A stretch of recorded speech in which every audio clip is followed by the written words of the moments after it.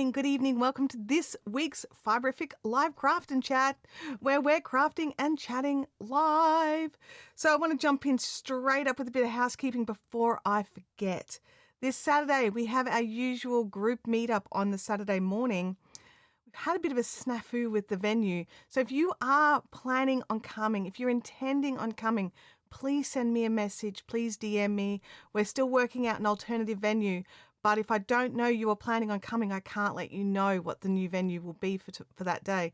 There's just a little, they accidentally double booked us and we were the second booking, so we got jumped. So it's, it's just how it goes sometimes. There's nothing anyone can do about it. They had a manual system and an online system, and I booked through the online system, and whoever, put it in the book in the manual system hadn't put it through their online system. So it kind of clashed a little, but that's all right. We will find an alternative. I have not worked on my sweater this week at all. I haven't picked it up. I've actually put it into a project bag and moved it aside because there are things I need to get finished. There are things I need to get out of the way so I can guilt-free sew when my new sewing machine arrives. I had a big chat with my husband, and I'm getting a sewing machine for my birthday. We have put my other machine in for service, so fingers crossed that actually fixes that one as well. I know it seems a bit weird. Oh, she's going to have two sewing machines. One is a really big quilting machine. It doesn't have a free arm. It's a little bit older. It's quite heavy, and it has not been enjoying traveling to retreats and camps and things like that. So what I'm buying, so I've got a Janome Memory Craft 6500 Pro. Love it. Think it's fantastic. I managed to, a very, very good friend of mine was moving her machine on because she was upgrading. Avid quilter, amazing quilts, beautiful, beautiful work. And she was upgrading because that's what you do. And so she sold me her other machine so that she could, help fund her upgrade. And it's such a good machine, and it just has not been enjoying the traveling, and I think it's me making it travel that's causing the problems. So I want to leave that one at home, and this new one, so it's a Brother A150. It's going to be a smaller machine. It's still a solid machine. It still does a pile of stuff because I need it to. I want to go on bag making retreats again, and so it needs to be able to do that. So hopefully it can. From all accounts, it can. I'm not even actually that worried about it, but I've got to learn a new machine. So, and now I'm like, well, I mean, the repairs on my machine could take up to another couple of weeks, but I've already paid the deposit. I could just go and pick up my new machine, and then I could do the clothing repairs I want to get done that's sort of piling up, and do some of the other sewing that I want to do.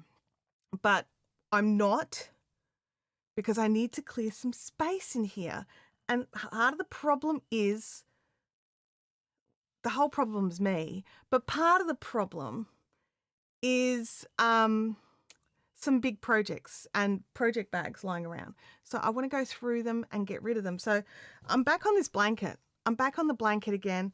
And I've realized when we did the productivity stream and I was a little bit worried, I'm like, hey, I should have another ball of the blue around. This is the last ball of blue. So we will not get the number of rounds, the number of strips that I thought I was going to get. We just won't. So hopefully I'll get one, maybe two more, but I still have, I thought the red was going to be the problem because that's all the red that's left as well. So I thought the red was going to be the issue.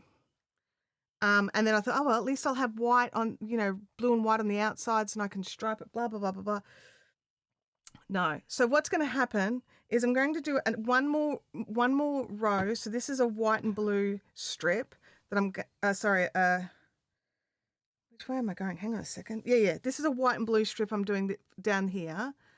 And I'm just realized, I'm like, okay, I see where my problem is. I started this corner on the wrong edge. It should be here, not here. Oh my gosh. I'll be pulling that out. Let's try and set it up before the stream so you don't have to do this bit live. Oh, I'm such an idiot. Anyway, point being, I'm going to get this one extra strip done, But then because I do have some white and red and blue left, I'm going to try really hard to add in a little border to try and just give us, and just on the sides. I know it sounds bizarre. I don't need any extra length, but I definitely need some extra width. So I'm going to have a look at it. I'll see. I don't like just doing borders on the sides. It's obvious that you just ran out of yarn. But I ran out of yarn. And the thing is, I didn't buy this yarn for this project. I bought this yarn for another project that it didn't work. It just was just like, that's not going to work. It looked awful, as a matter of fact. And so I was like, well, what can I use this yarn for? And it sort of languished there. Like there was like there was 4 balls of this, 4 balls of this, and 2 balls of this. And it's just like, huge amount of yarn just languishing. So I decided to make myself a nice heavy blanket. All right. Anyway, sorry, that's enough from me. Good morning to everybody jumping in. Vampire was first cab off the rank. Great to see you, Vampire. Mel jumped in. Knitspin Girl is here. Dolores has actually made it on a Thursday on time. Congratulations, Dolores. It's so good to see you. Bianca has made it as well. And Kelly, I feel like romper room. I see Red Hooked. I see Melissa Coles. And actually, Melissa, I don't see you in the live streams all that often, so it is good to see. I see Deb D. Great to see you. Great to see you. So what's going on here? Just Kelly's grabbing a cup of tea. I hope you have your cup of tea. Melissa is working on socks.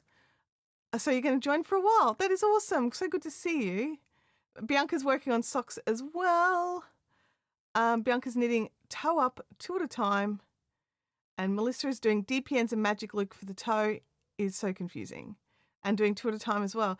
2 at a time. Like, let me know in the chat. Like, those of you that knit and knit socks, are you a 1 sock at a time or a 2 at a time? I tend to...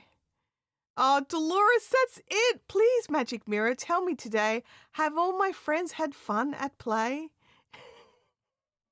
Oh, romper room. We're going to get dinged for copyright. Oh, my gosh. I've got tea today. I have a big mug of tea and some water. I've got no coffee. I've already done all my coffee for today. And Natalie Power says, I'm working on a cowl from yarn I bought at the Wool and Sheep Show. That is amazing. I was watching some videos and looking at the hauls that people have gotten from the Sheep Show. And I'm just so happy to see people buying locally made yarn. Well, locally dyed at least. Locally dyed, because being a dyer is hard work. And getting ready for the Sheep Show is really massive and huge. And for some dyers, it's their big one big in-person event of the year. And just to see so many of you supporting dyers, it does warm my heart. I really miss it. I want to be down there too. It was my favorite time of the year. Like, it was very stressful, but also my favorite time of the year. And I haven't been since like 2019.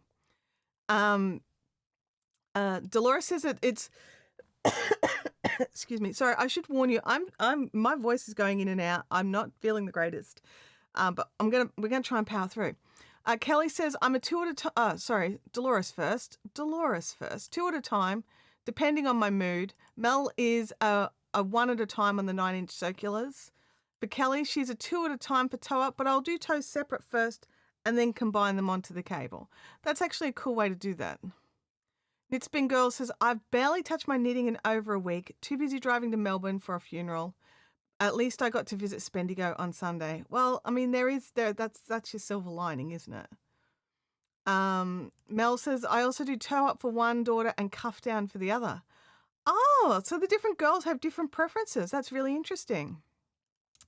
Bianca says, I do 2 at a time, toe up magic loop on 100 centimeter circular. Yep, you need at least an 80 if you're going to do 2 at a time. At least an 80. 100 is ideal in my mind. But as long as you've got at least an 80, you're good to go. Josephine says, 1 sock at a time. Second sock syndrome is not a thing for me. But right now I'm crocheting on my Havana. Oh, that is so awesome. And good to see you, Josephine. Knitspin Girl says, socks 1 at a time, cuff down on 2 circulars. I love the 2 circulars. Because there's no magic looping, There's no stitches pulling tight. I just think it's a really really good way to knit them. And in saying that, I just about never do it because do I ever have two circulars that match? No. I had a really good friend many years ago who's an avid sock knitter, and she had at least two of all of her sock knitting circs, and you only need the 40 centimeter circs then as well, and just powered through her socks, powered through them. So, what works, and I love that there's just so many options. So you get to work out what actually works for you. So that is so cool. Amelia Nicole loves two at a time. That is awesome. That is awesome. I love two at a time until I don't. I think it depends on my mood. I mean, I do one sock, two socks, toe up, cuff downs. I prefer a toe up sock, to be honest. I've got janky feet and I prefer to be able to try things on. Like I've got like a wide front of my foot, then a narrow heel and then a wide ankle and like I need to be able to adjust and like increase and decrease as I go. And so I like to be able to do toe up so I can try that on as I'm going. And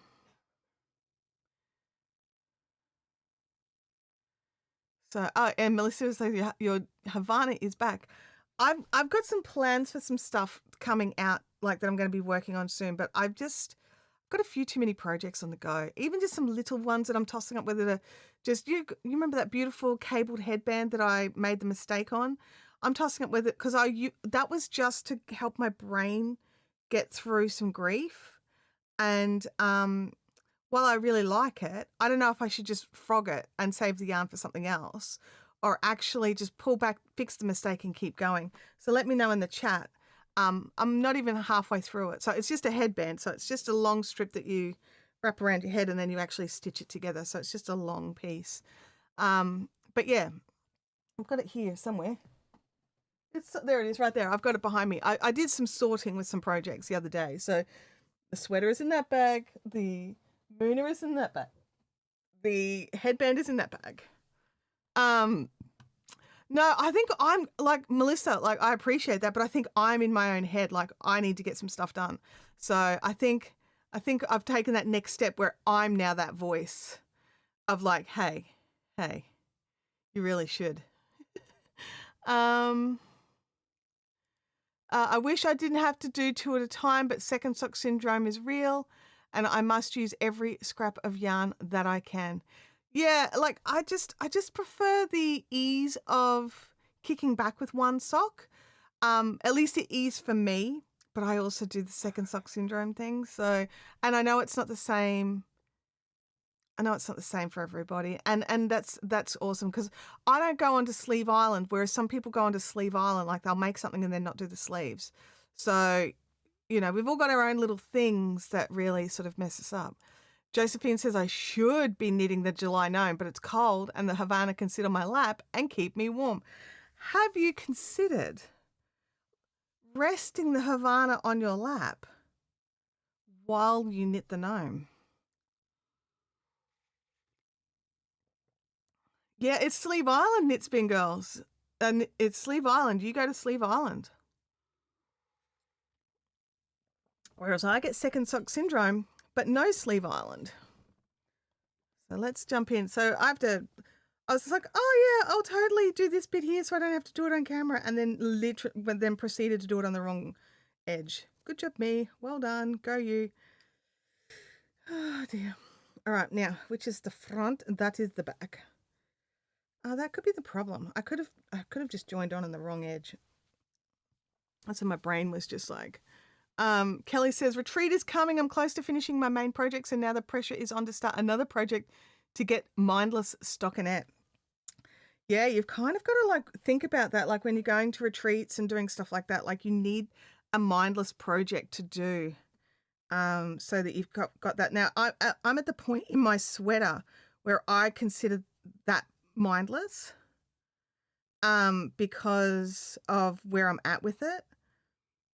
Hang on, just bear with me, guys, while I just do the icky bit. Now, what have I done here? I need to join into the corner. So this is technically the corner.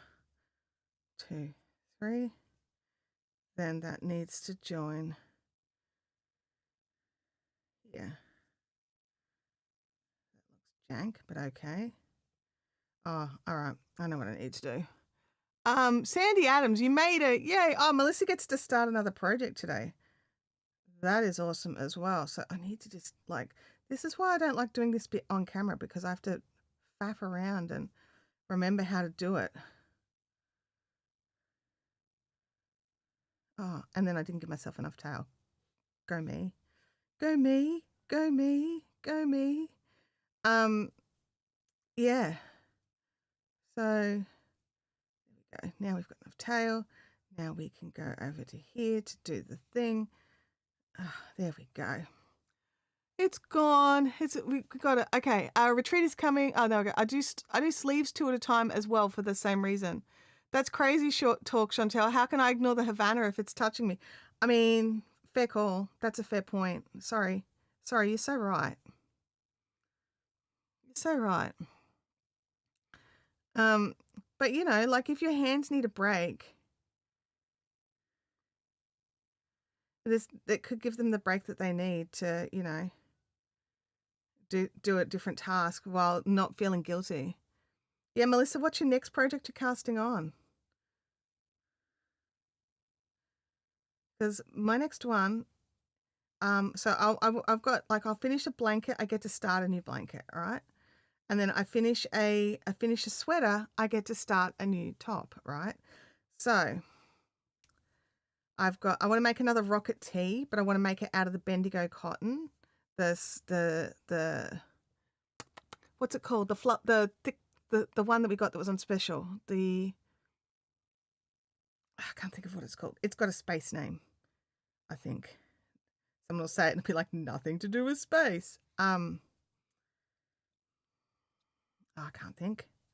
My brain's like, ha ha ha. No yarn names for you. Melissa's going to make a crochet top, a granny tee. I bought a new yarn at the convention. Very nice. Very nice. Solstice. Solstice is the one. Yes, Knitspin Girls, it's Solstice. You're right. Not really a spacey word. Science word, not a spacey word. So yeah, I'm going to make that with the Solstice. So I've got a nice, because it's like a DK weight, and it's like a chainette cotton, which, you know, you guys have been around here a bit. I'm a bit of a sucker for chainette yarn because it's so hot here that you want the bulk to make it so the projects are big and squishy, but you don't want the densely packed like cotton. Do you know what I mean? Oh, one back. There we go. It's spacey. It was a planet in the Asimov iRobots. Oh, there we go. Thank you. Thanks for justifying my mistakes. Yeah, totally spacey. What are you talking about? See, Bianca gets it. I don't like doing the first square on these things because it's like you're just like waving around out in the air down here. The next square will be easier. I should also double check I'm doing it on the right edge, right? Because that's never happened before. What's the longest you've worked in the wrong spot on a project before you realized and had to frog back the whole thing and fix it up? I'm just trying to think. I know this was public, but and so therefore mortifying. But I'm just trying to think. I think there was a time when I was doing a bag, and instead of going to the side, I went to the top. So it was like, no, instead of going to the top, I went to the side. So this is just big piece hanging off, and it you know, it took me ages to do, and then I had to frog it and redo it in the correct spot. But I mean, it was crochet, so the frog was quick and fast at least. All right, let me just double check I am putting this in the right spot because, you know, hello, have you met me? There we go. Yeah, no, that's right. Okay, this blanket has been so nice to have on my lap in the lounge room because I've actually been using it, even with it all narrow and skinny, because it's just been lovely. It's got a really nice weight to it. I mean, this is Bendigo DK cotton, um, crochet with a 3 mil, so it's quite compact, in a corner to corner, so it's also quite dense. Um, and it's like this beautiful sort of comforting weight, but it's also still cotton, so it's breathable, and it's preaching to the choir here. I know. Oh dear, I've got a little bit of a headache today. And newsy bits. I had to send my Bose headphones that I sleep in off under warranty for replacement because they were squealing in my ears whenever I had them on noise cancelling, and they were under 12 months old. So I was just like, well, I'll get those replaced. And the catch with it is you have to send off your existing pair before they'll send you the replacement pair, which, I do get it. However, it's meant I haven't had any headphones to sleep in for a little bit, and I haven't been sleeping very well. So, yeah. But I got notified that they'll be delivered either tomorrow or Monday. So that is awesome. Oh my gosh, I made a Mobius scarf with a join as you go lacy squares, and I made so many mistakes keeping on joining. I'd start making cubes. Oh no. Oh, Vampy says about 9 hours on a mosaic blanket. I managed to move the pattern 3 stitches across. Oh no. Knitspin Girl says I've spent 8 hours cross stitching a letter in an alphabet in the wrong spot.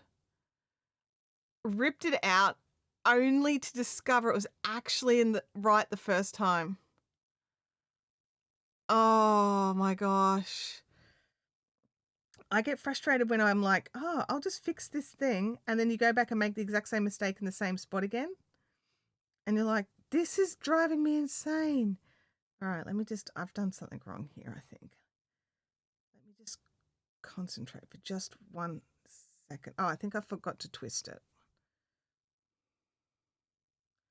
1, 2, 3. 1, 2, 3, 4, 5, and twist. That's what it was. Therefore, I didn't have any steps to work on. Oh my gosh, yes. I've had to frog back lace to fix it, only to go back and redo the exact same thing and have to refrog it back again. And just like it sits in the naughty corner after that. It's just like, I can't cope with you. I'm sorry. You just have to just sit over there for a little bit and think about what you've done. So, yes.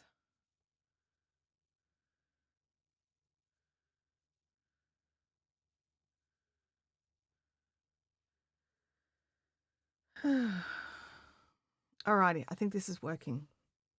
It's positive, isn't it? Oh, yes. So we are actually having success. So that is good. Success is good. So yeah, so I've got the 3 projects that I really would like to just move on over and get out of the way, so that I've just, like, it's not that I don't love the projects and I'm not enjoying working on them. I just need to shut them down. They're the sort of the 3 closest to finished or smallest, which is my hat. So I've got that here for knitting as well. So when I want to have a break from crochet, I've got my cabled headband, which I've got to decide if I'm going to keep or frog. I actually think what I'd like to do is I think I'd like to keep it and get it finished. Abby doesn't wear beanies to the snow because her head gets too hot. But I was thinking maybe if she had a headband, like a thick one that just covered her ears and kept her ears warm and let the heat come out of the top of her head. I thought that might be something good. And it's in one of her colors.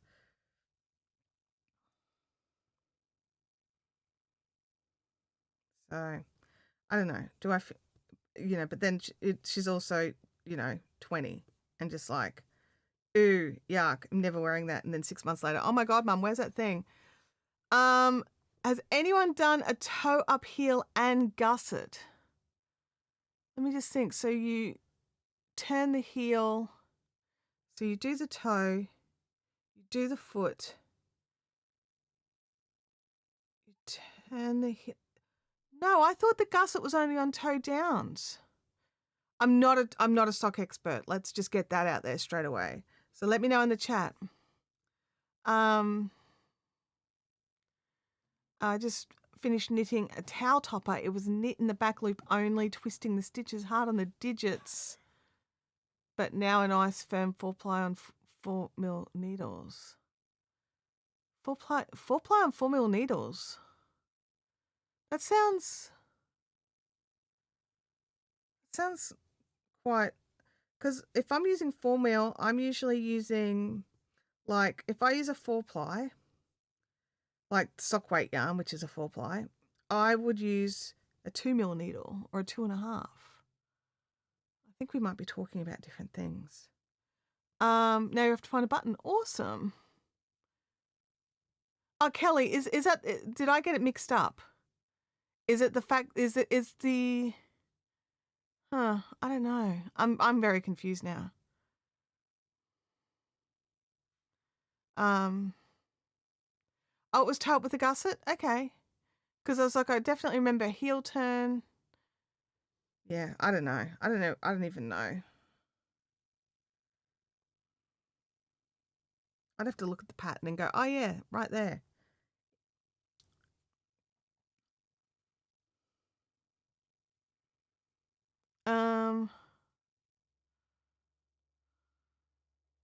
I think Trilly Metal has just released a toe-up sock with the heel flap and gussets. Double checked, planned to buy it, but I could be wrong. Oh, there you go. Oh, a 4 weight, not 4-ply. Okay, so that is, so 4 weight is your worsted. Your worsted is our 10-ply. Okay, all right, that makes more sense. That would make a firm fabric with the 4mm. Yep.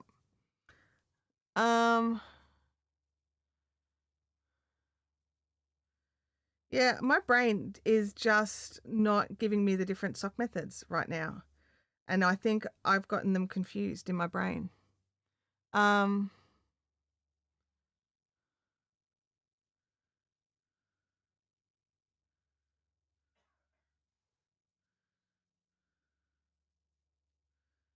glad you guys can all help each other. Oh yeah, Knit Spin Girls. How many pairs are you up to for this year? Knit Spin Girls is our resident crazy sock lady. Vanilla Sock with Gusset and Choice of Heel by Jo Tor, free on Ravelry. Is that your go-to pattern for most of the socks that you're doing?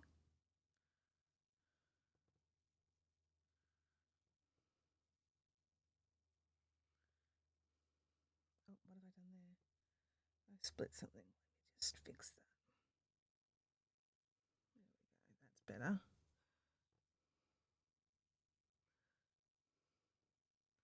Currently have pair number 50 for 2025 on my needles. Wow. That is so good. Actually, I'm going to try and turn it and then chain.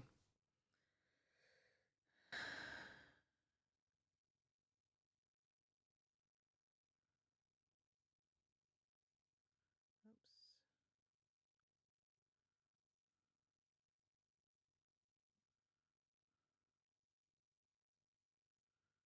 Oh, I like that better. I probably should have been doing that all the way along. Yeah, it's just the heel flap that you work backwards and forwards on.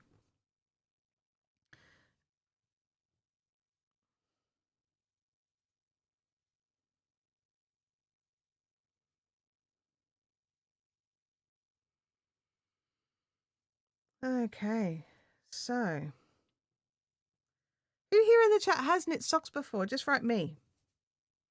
I mean, I have. I've knit socks. And I mean to knit more. And I've probably got a pair on the go somewhere. Oh, I've got my larch pads. That's right. I've got my larch pads on the go. They're in here in this project bag. The little larch pad is looking super cute. And then I just sort of felt like, oh yeah, I'm finally getting this, right? And then she releases a toe-up version of the larch pads, and I'm like, do I just stop and get the toe-up version because I do prefer a toe-up, or do I just keep going? Because like it did take some effort to get the larch pad right. So yeah, I don't know. We'll see. We will see. Get in there, little needles. Bianca says she's only onto her 6th pair. I haven't made that many pairs of socks, to be honest, Bianca. I'm just trying to think if I made 6. I've definitely made less than 10 for sure. Because I made Tim a few pairs. Yeah.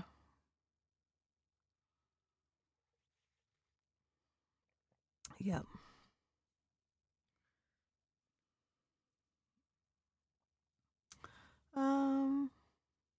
Amelia Nicole likes to knit socks and she's doing cuff down, but she's trying some toe ups. Lots of sock knitters here. That's awesome. So yeah. Just out of curiosity, what's everyone's go-to yarn? Like, do you have a favorite like weight of yarn? And if you have a favorite weight of yarn, is there like a particular yarn that you reach for most of your projects? I'm just trying to think about what mine is. Like for me, it's like a lot of cotton. And I do use a lot of Bendigo because it is good value. But I find that I've been reaching lately for that ice yarn. My hands just want to work on that. Yeah, you've had a lot on your plate, Game Widows. Mel says Malabrigo Rios worsted, love it. Oh, I think I've touched it, but I have not. I've never worked with it, and it looks amazing. Mel says, or sock weight for socks. Knitspin Girl says 4-ply is my go-to. And is that like just 4-ply in general, or do you prefer like like sock yarn 4-ply? Because I definitely prefer the lighter weight yarns. I'm like I prefer 4-plies and lace weights for most of my projects if I can. I mean, it does mean they take a lot longer. But yeah. Alrighty, now untwist that. Bianca says same. Yep. It's just one of those things, isn't it? Where we do have our personal preferences. There's no judgment. Everyone's got different reasons that they like to use different things. For me, a lot of it comes down to like the climate and my body type. Especially like for clothes and stuff. Like if I'm making blankets and I'm not making them out of cotton, I really like the Brava worsted from Knit Picks. I really like that. I'll happily make one of the Attic 24 kits, but I'm really not a fan of the special DK. Like I understand designers love it because it's got like such a large color range. But I'm finding I prefer the Yarnsmith alternative that I can pick up. It's still not my favorite, but it'll do the job. Vampy says usually an 8-ply acrylic, although I've been using lots of cotton lately. Yep. Melissa says this might be my last ever pair of socks. Fair enough. Kerry Randall, great to see you. 4-ply wool, more hand-dyed than commercial. I'm usually knitting garments and shawls and enjoying my 3-ply alpaca at the moment. Wow, that sounds lovely. That sounds so good. So, yeah. We can all have our preferences when it comes to our yarns. And, we're all making, like, we all do different things. Like, even if we're all, like, making garments, like, that is such a broad thing. Francis says, my latest spin is really fine yarn. I need to cast on 300 stitches for my husband's jumper. Oh, it sounds amazing. I love a good fine yarn jumper.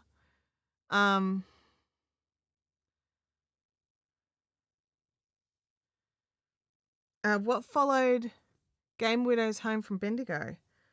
I know the answer, so I'm going to keep quiet. But Game Widows had a couple of things follow her home from Bendigo. So, like,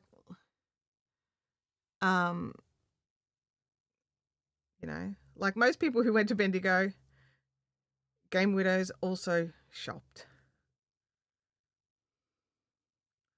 And when I go to Bendigo, I also shop. I actually found a pile of my Bendigo purchases from last Bendigo. They were all together in a crate.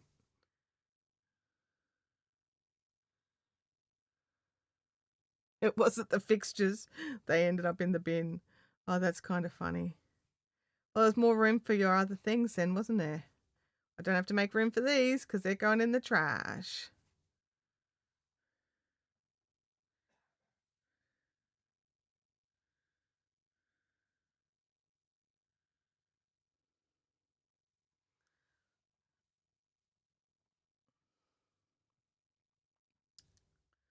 One, two, three. Yeah, it's like how, like, we can all have our own preferences of the kinds of yarns that we're doing. And like, most people are like 6 and 3 for their corner to corners. I'm a 5 and 2 person. So instead of doing 6 along, 6 chains along, I do 5. And instead of doing 3 chains between, when between slip stitches and what have you, I only do 2. So yeah. Just because it keeps everything like tight of me because I'm a bit of a loose crocheter. So it just helps me with the tension of keeping everything nice and compact in these, in corner to corner. And it still totally works. So like at the start of this cluster, I did 2 chains instead of 4, and it sits at a good height rather than being too low. Oh, you didn't burn them. Oh no, there are times when you just that's the answer, right? Just like, this needs to leave my life right now. Isabel says, what does everyone do with their makes? Sell, donate, etc. Look, I tend to gift. It's either for myself, because I'm a selfish crafter, like first and foremost, I'm a selfish crafter. But I will gift. I don't sell my makes. I don't do custom orders. I don't do anything like that. But yeah, so I will tend to gift. Leanne's craft room. She's been lurking. Oh, are you working? Oh, you're a 2 and 5er as well. Yeah, go Leanne. But yeah, that's an interesting question, Isabel Crafts. What do you do with yours? And like, I'm not in any way judging anyone who does sell their projects. I just hope that you are selling them for a fair and reasonable price and not just covering the cost of your yarn.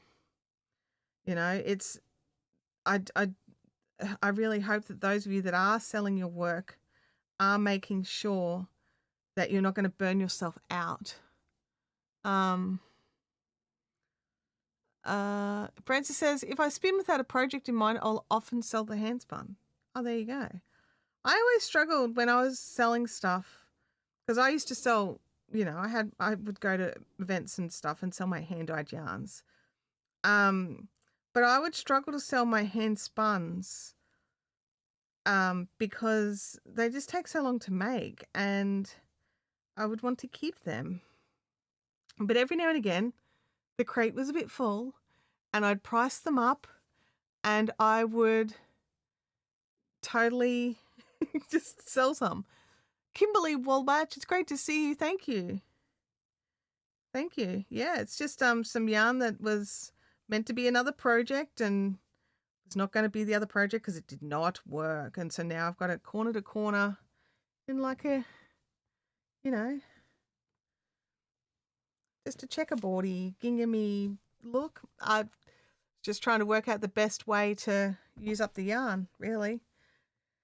I've got to turn here. Alrighty. Let's have a look here. Leanne says, I gift or keep. I only sold beanies at the Beanie Festival last year. Yeah, that would be an exception for me, I think. The Beanie Festival looks fantastic and amazing. Knitspin Girl says, unless I'm knitting socks for my friend, which I understand is basically your job, most of your makes are gifted. Kimberly says that she gives most of hers. Game Widow says, I sew for a living. Knitting, spinning, and crocheting and weaving are for me. Yep. Kelly says, I don't sell. I could never charge the right amount for my time, let alone the cost of the yarn. Non-crafters do not understand how much yarn costs. That is true. That is true. And they don't understand how much yarn you need for something. I was quoting for a really lovely lady, and she, like, I just want to be 100% clear. She is in, like, just didn't know, right? There was no animosity. There was nothing. That was just a misunderstanding. Like, she just didn't understand. She'd asked me to crochet a baby blanket in a particular style of pattern. And I was able to quote using some Bendigo cotton, not Bendigo cotton, Toot Groot from Spotlight, because it was on special. And if I went and bought it, I could get it like at a ridiculously cheap rate. So I was going to be able to make a meter by meter square baby wrap. Actually, funnily enough, in this pattern. So with the little flat, because this was what she wanted. This was my test up I did to work out how much yarn I was going to need. And it was going to be $50 for the yarn, and I was only going to charge, no, it was going to be $75 for the yarn, and I was only going to charge her like $20 because she's a friend of the family to actually do the work. And she was shocked at the cost. And when I explained that just the yarn alone was $75, she was blown away. She apologized. She was like, oh, I don't mean to be rude, but I'm just really shocked. I'm like, you're not being rude. You just didn't understand. So yeah, it's just it's a tough one. If when people just don't understand, like the majority of people can't get their yarns at a wholesale rate. They're paying Spotlight prices or like online yarn store prices unless you can get like a sale or a deal or something like that. You are paying a pretty penny for your supplies, even if it is just acrylic. You are paying for your supplies. Oh, Knitspin Girl says, I realized when I was packing for Melbourne that I don't actually have that many jumpers for me. I need to remedy that. Yeah, you do. Kelly says, I will happily give or gift to craft-worthy recipients. That's the big thing, isn't it? Are they craft-worthy? It's just one of those things that you do have to check that. You do have to check it. Kimberly Warback is wondering, what is our favorite needles? Everybody's a bit different. For me, my go-tos are my ChiaoGus, stainless steel ChiaoGus. They're my top favorites. My second top favorites are the Josephine. What are they called? The black ones. I can't think of what they're called. I've been slowly getting myself. I've been just buying sets of tips by sets of tips to complete my own little set. There are Knit Picks. They're wood with metal tips. Oh, my brain just won't give me the name of it. Let me know in the chat. Does your brain just quit? Just say nah. Carbons. Thank you, carbons. So it's ChiaoGu first and foremost. If I can't use my ChiaoGus, I'll use carbons. Love the carbons. I've been really enjoying them. So, but yeah, and I've just realized I've got too many squares here. 1, 2, 3, 4, 5, 6, 7, 8, 9, 10. Yeah, I needed to just turn.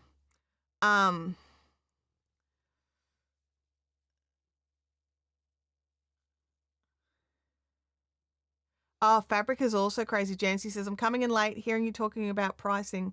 I made my child and partner a quilt that cost me over $750 without time. Fabric is crazy too. Oh, yeah, absolutely. Absolutely. All the craft supplies, all decent craft supplies are expensive. And even some that aren't decent craft supplies are expensive. Um, and we like, and this is the thing, we have limited crafting time in our lives, right? There's other things. I know these questions are fantastic. I'm loving it. Thank you for asking all these great questions. Um, yeah, so these, I just don't have time to work with rubbish supplies. I really just don't.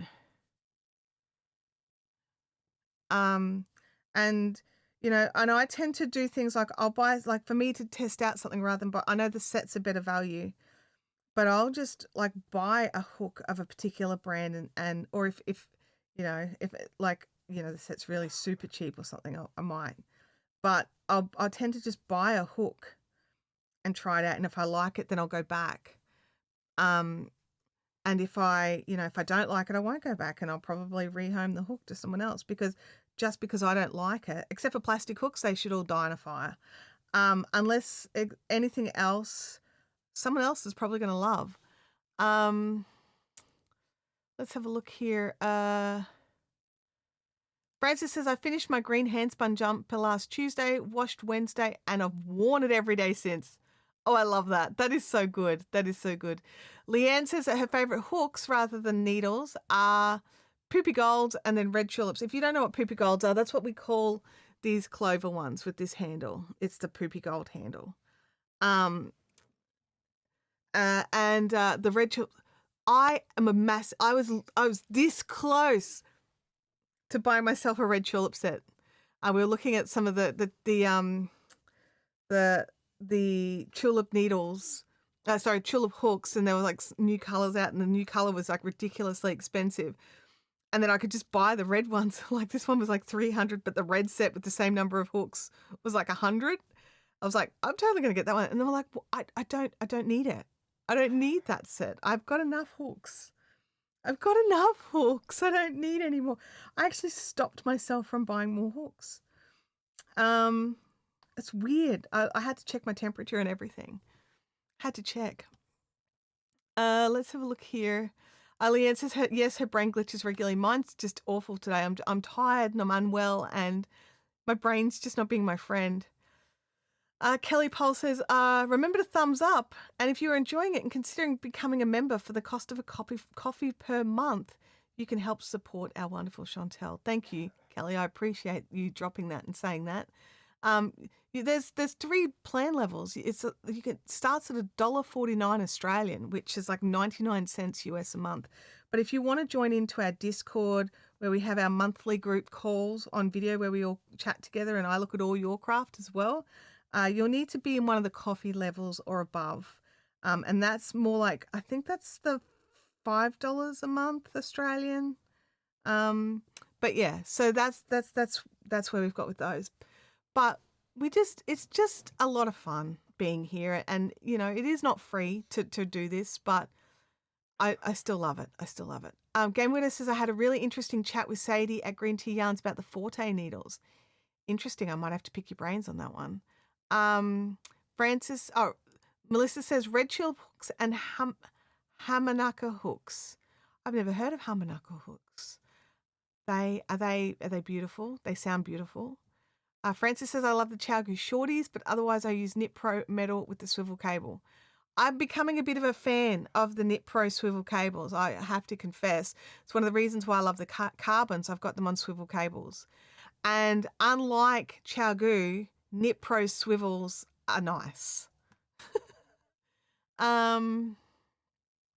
Kimberly says that she loves her ChiaoGoos and her 80 turbos. Awesome.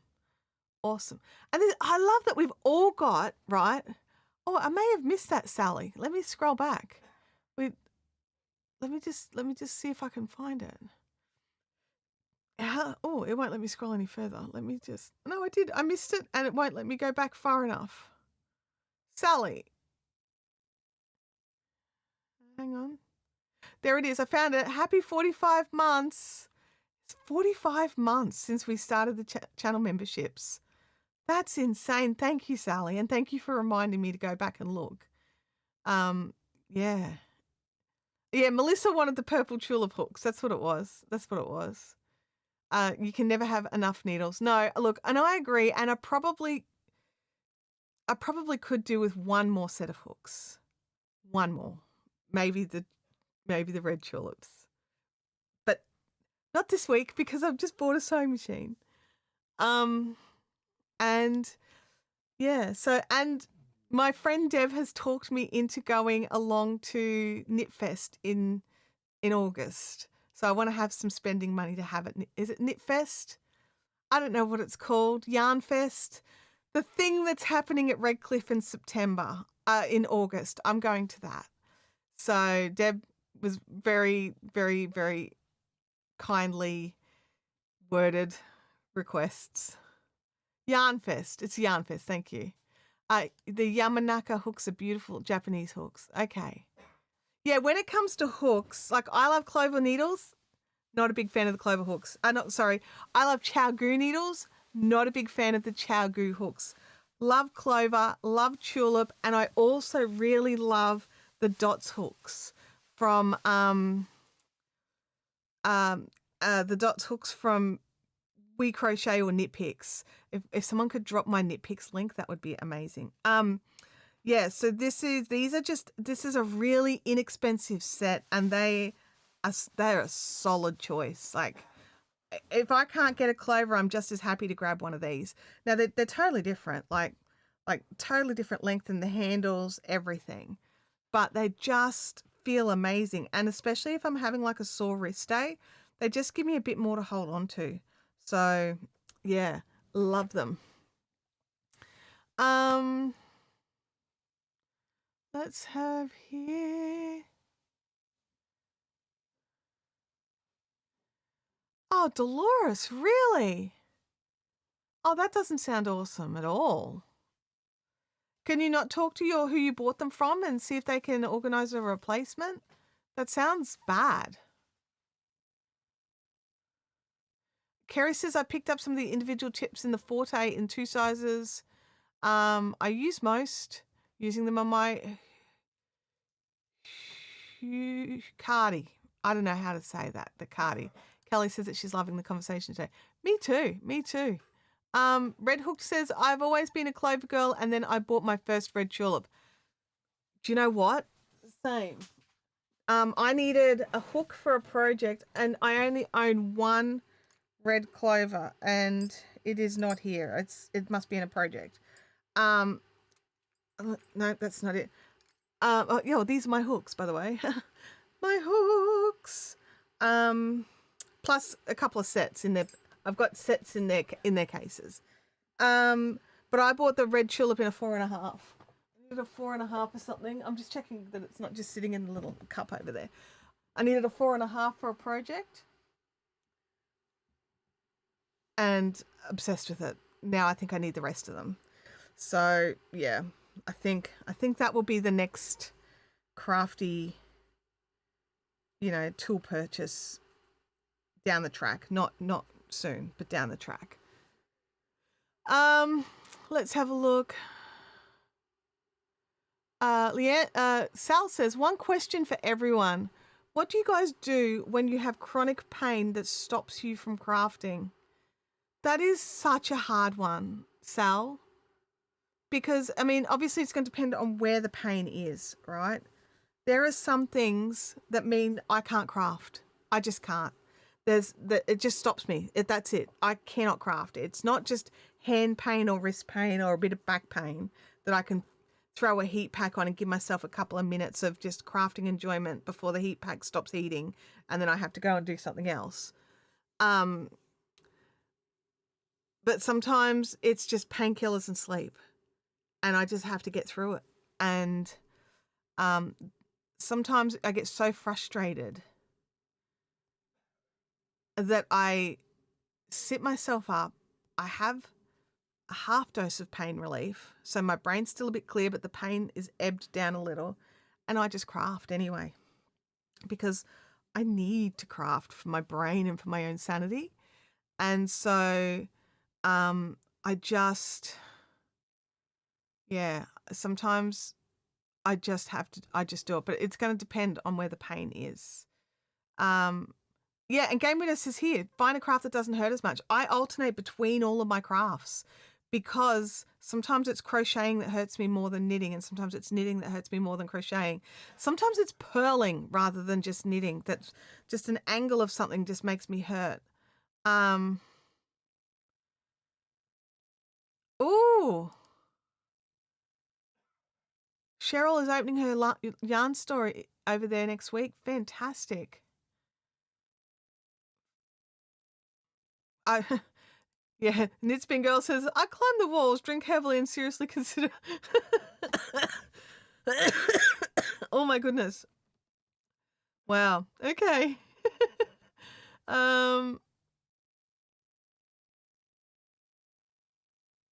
Yeah, for me, I definitely go and see someone for a start.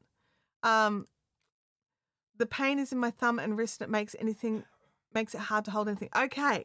So sounds very carpal tunnel-ish to me.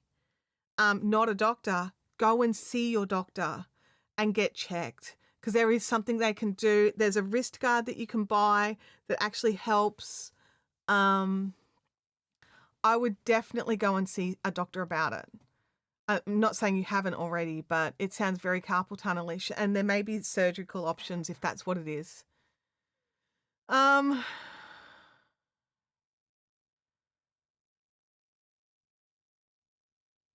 Yeah, Game Widow says, I'm in Flare Up City, so creating is minimal, but I knew it was going to happen.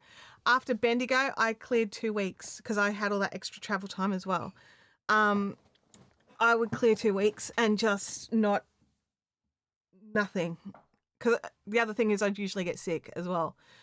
So I watch craft videos to get me through. Jancy, I love that. Love that as well. Dolores says, sometimes I just can't craft. Most of the time I'll try a small lighter project to remove any weight from the activity, and sometimes changing the craft helps. Kelly will often scroll Ravelry and sort projects and sort her stash, all still craft related, just not actually crafting. But yeah, sometimes learning a new technique will help reduce the pain. I'm loving all of these suggestions, honestly. Leanne says, distraction for me sometimes helps. Movement is a must. Making the effort to join friends can be awesome. Yep. Are you going to see a physio about that? Yeah, I would actually go and see I would actually chat with the doctor. You might need to get actually like some scans done. So I would also I would make a GP appointment specifically for that and get some scans done, because your physios will probably need that anyway. Bianca finds that crocheting is worse for her than knitting. Yep. And this is the thing, like, you have to, like, even those of us that don't have a chronic injury like what Sal's dealing with right now, we have to be cautious to not cause ourselves injuries by not looking after ourselves, by not getting up, by not moving, by not stretching. Like, and you don't have to get up and run around the block or anything like that, but making sure you're getting up and going and getting a drink of water and stand there and drink that water. And so, while you're standing and then go to the bathroom and, like, you're moving around even little bits, but just also making sure you're really stretching your arms and your hands and your fingers. So there's a lot of different stretches that you can do, to help. But you've got to find the ones that work for you. So for me, I need to make sure I bend my thumbs down and stretch through here. That's where a lot of my pain is. That don't do that, Sally. This one will hurt you. But yeah, so and the other one is that most people forget. They're like, they'll stretch their fingers and stuff, but they won't actually like stretch the muscles over here. So you just roll your hands and pull your hands under, like, as far as you can. So keep rolling as far as you can. And just, you got to get everything moving and get the blood flowing again. But then there's also back, shoulders. How are you sitting? How is your posture? So many different things to keep an eye on. Our human body is this insane thing where if just one little thing goes wrong, everything goes wrong. Oh, bursitis. Oh my gosh, I've had bursitis in my shoulders. It is awful. It made me cry. I couldn't do anything. I had to actually go in and they had to put an injection in under, like they had to be doing a scan while they did the injection to get it in the right spot. Oh, it's awful. Oh, there was a hand therapist at the convention. She was awesome. That is so good. I love that. I like this. I'm glaring at my new fancy scissors that I'm not going to use for a bit. Same with my box pick. I have to wait and pay the price of longer pain. Yes. Yes. Sally says, tell me you're a gamer crafter without telling me you're a gamer crafter. Yeah, it's all our controller fingers. Oh. Kerry says, I recently had 2 months of nearly no crafting because of shoulder bursitis. It is excruciating. It is absolutely excruciating. It is. For me, it was about a month and a half. It was about 6 weeks. So yeah. Oh yeah, you had that one. You had the steroid injection under ultrasound. So good. It's and they also, for me, my doctor also put some anesthetic in it. So I had a mix of steroids and anesthetic injected into my shoulder. So I had instant relief. So, and Francis says, I just had an injection in my hip yesterday for bursitis. Oh, I wish that we just didn't get it. They all sound so painful. Everyone sounds like we're all in so much pain. Maybe we're not moving around enough. I don't know. I don't know the answer. Here I am at the end. Do not connect and turn. There we go.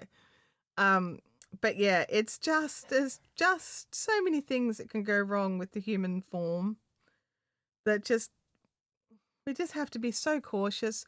Please see your doctors and your physios and your chiros or whatever your preferred medical is, and make sure that you are looking after your body. We only get the one. And while we can replace bits of it, new knees, new hips, all that sort of stuff, we do really only get the one.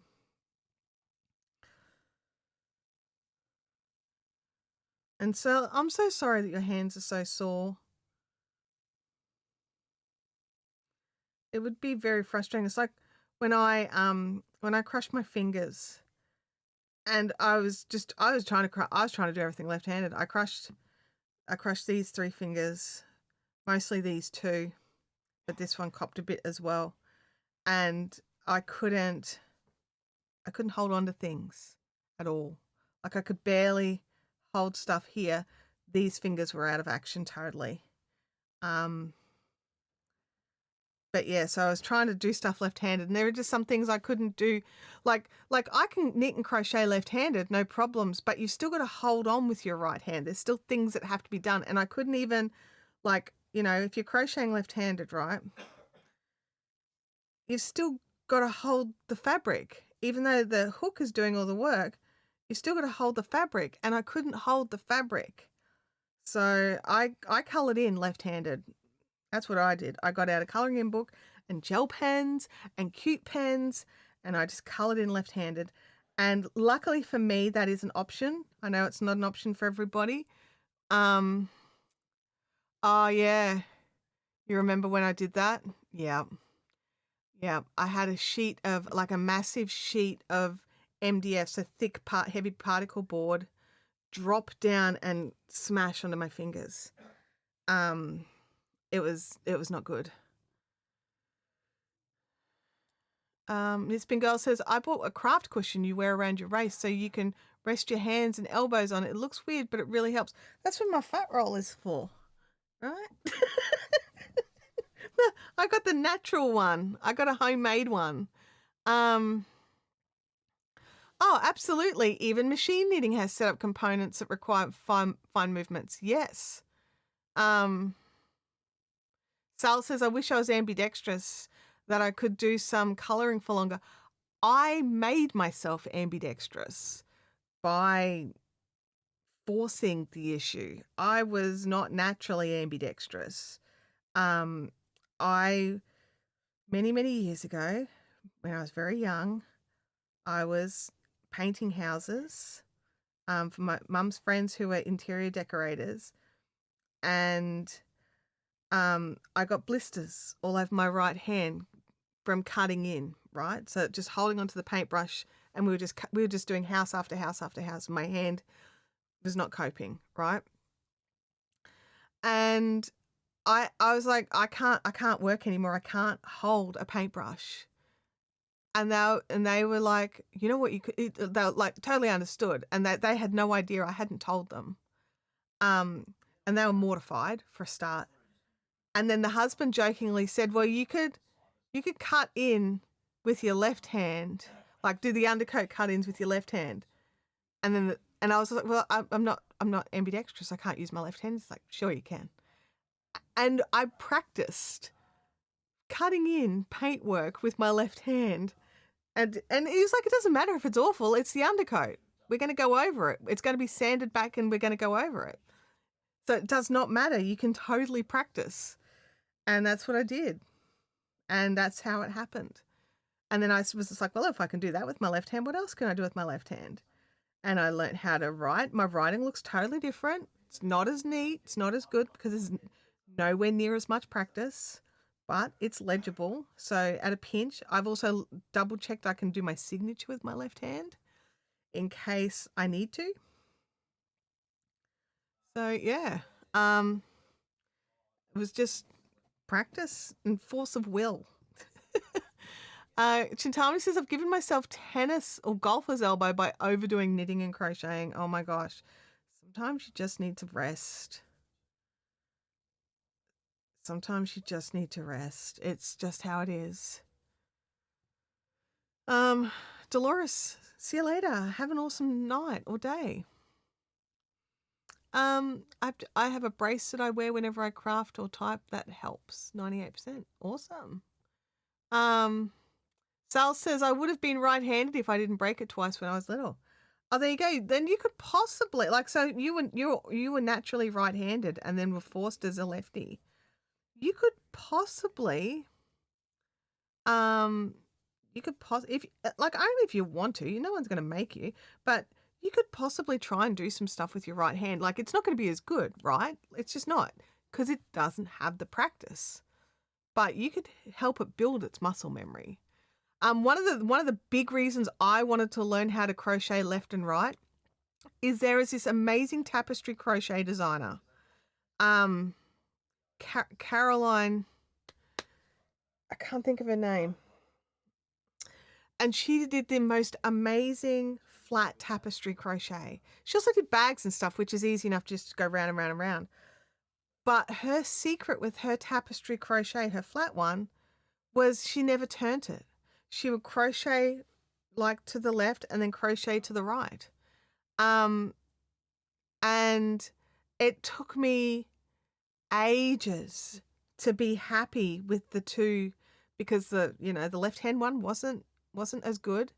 Hey Maru, it's great to see you. Yeah, the left hand wasn't as neat, wasn't as nice, let's be honest. But it was just for me anyway, and I was practicing, so I don't care. Until I got them to nearly, this side was always like, the left hand is definitely slower. Like, let's be honest, it was definitely slower, but I got them close enough that unless I was like scrutinizing it, couldn't really tell. But it just took a lot of practice, and I wanted to make that thing. Carol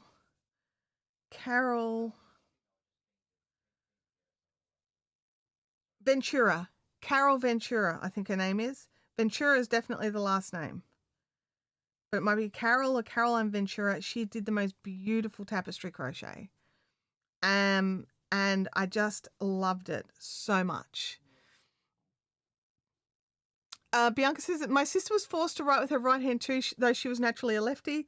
They used to do that back. Yeah, they did, because like left-handers were like bad, evil, whatever. It's a hand. Like, seriously, does it actually matter? No, it doesn't.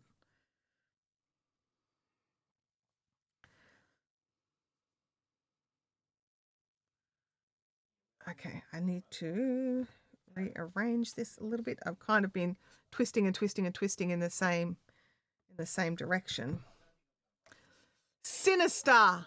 Yeah, Sally, Sinister Sally. We need to change her name in our group chat. Someone jump in there, fix that. Sinister Sally. Oh, Game Widow says, according to a well-meaning person, on the weekend I spin with the wrong hand. Well, they can rearrange this well-known phrase.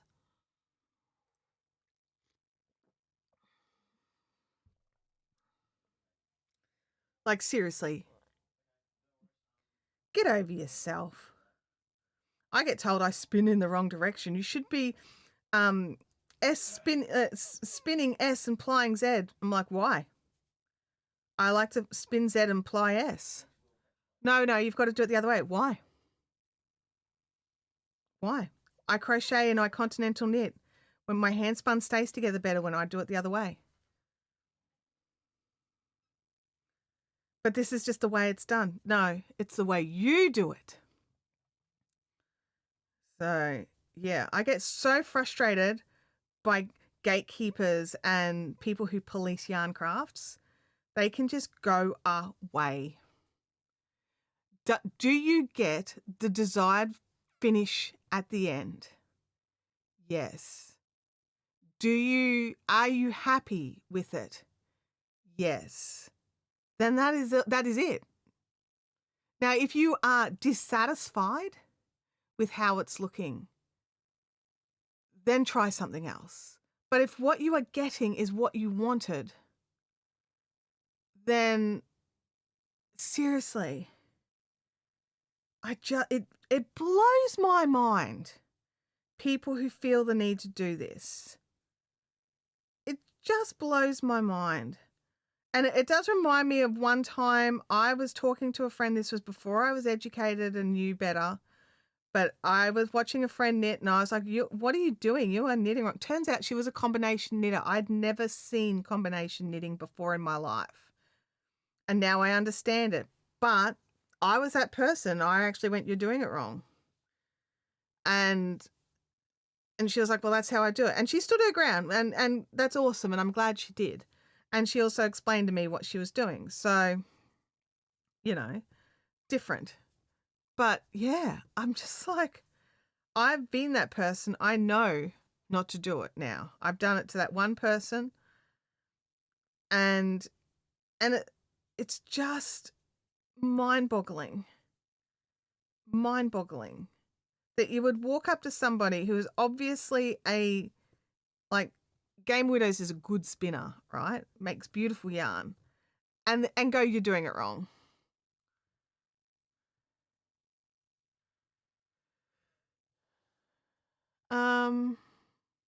Yeah, that's it. If you're getting the result you're happy with, you're doing it right. Absolutely. Yeah. Why? Trust me, bro. Oh, I know. It's totally trust me, bros. Ah. Yeah, Francis says spinning with the wrong hand. That's a brave person. Oh my gosh. Maru says, I'm hoping you crocheted your Shih Tzu puppy a harness and it turned out really nice. For the first time making something like that, I'm currently working on a matching leash. That is awesome. Many Russian East European knitters are combi knitters. Yeah.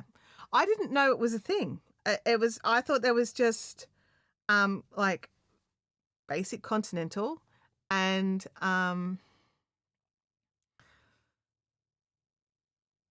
basic continental and just, English throwing. I thought they were the only two. At that time, I didn't know about Portuguese knitting. I didn't know about anything else. I didn't know about anything else. But yeah, it was just one of those things. I wasn't it was way back. It was a long time ago. I just didn't know.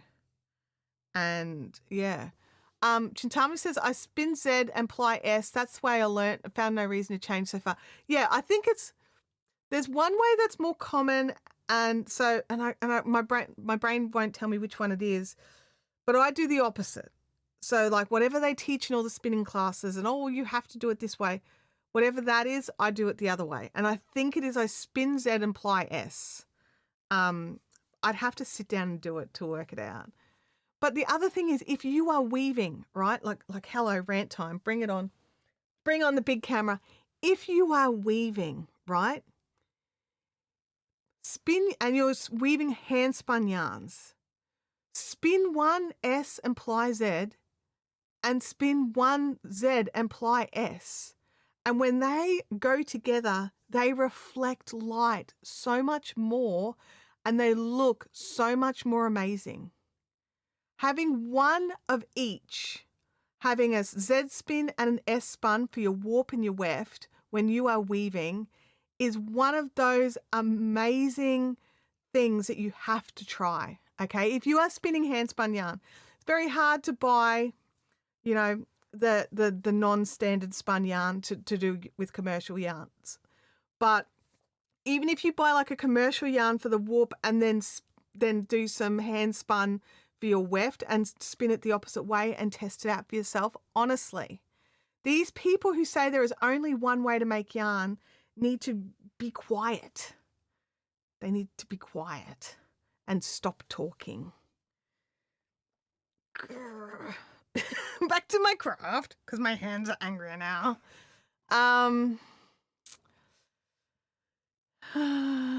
Jancy says, is the S and direction have something to do with the knitting the yarn and one doesn't unwind it? Yeah. So when it depends, and this is the thing, so depending on the style of knitting or crochet that you do, you will need one of the other yarns. So for me, because I'm a crochet and continental knitter, when I use most commercial spun yarns, I actually untwist them a little bit when I'm working with them so they become a bit less twisty. And so when I'm making my own yarn and I've got the options, I'll do it the other way so that it actually just tightens the twist a little bit and I get a bit better stitch definition. So yeah, it's just people need to do what they need to do for their project, and other people need to be quiet.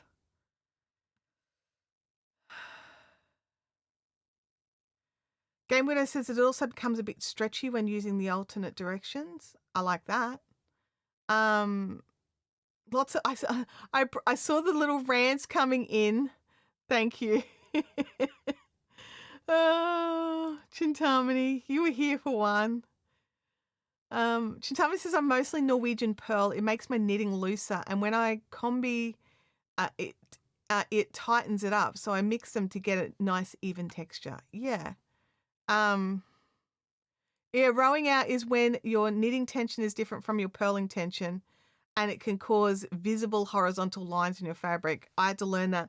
My pearls were a lot looser than my knits, and I found that I needed to go down a needle size. So yeah. I row out when my shoulders are sore. I drop down a half or 2.5 for a pearl row to compensate. Yep. Yes, and if you don't have constructive advice, please don't answer. Yes. Oh my gosh. Oh, Sally. Oh my gosh, that's so funny.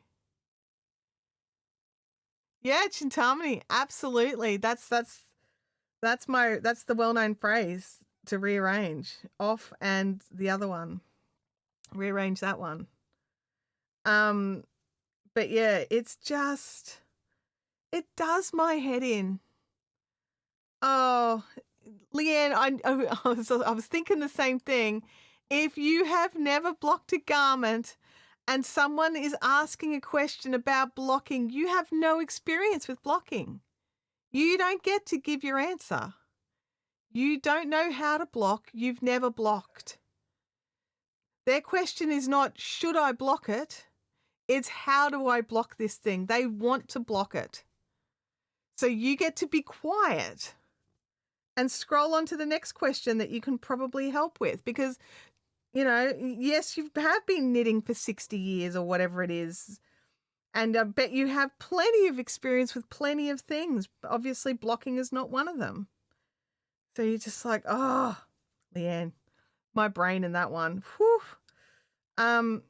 There was a discussion in I think it was a Bendigo Woolen Mills thread on Facebook. I'm not sure which bendy group, but they were talking about Bendigo yarn, and this person was horrified that they'd knit a perfectly fitting jumper, and then they washed it. They used a particular yarn, and it was a blend of stuff. I can't remember the name of the yarn. Anyway, it was a blend. It had some alpaca in it and some bamboo and something else. Anyway, they've washed it, and it's grown. It grew some sizes, and they were what's the best way? Most people were like, and even me were like, you really do need to swatch and wash your swatch in the manner that you're going to wash the garment. Let it dry in the manner that you were going to dry the garment, and then measure off that, right?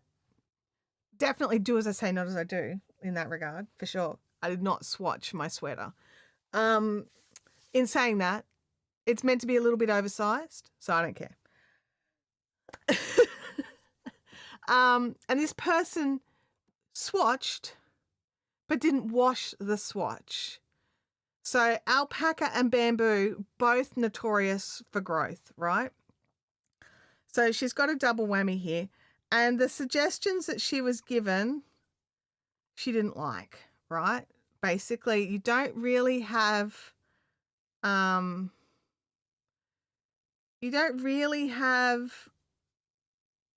any recourse with the yarn company if the garment that you've made doesn't work because of, reasons. But basically, this just feels like it's not square. Let me just do some counting.